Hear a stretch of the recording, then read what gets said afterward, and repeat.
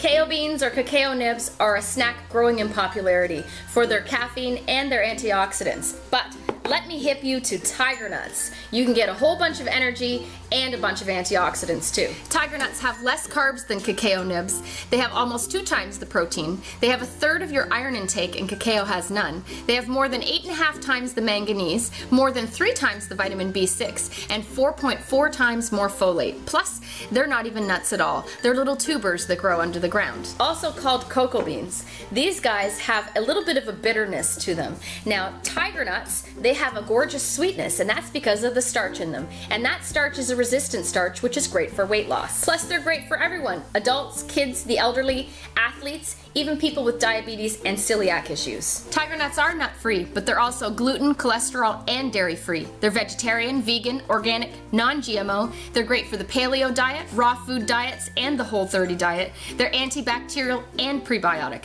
And they're known to help your sex life. So the next time you want a hot new snack, check out TigerNutsUSA.com for all of their fabulous Tiger Nuts products, something healthy and tasty.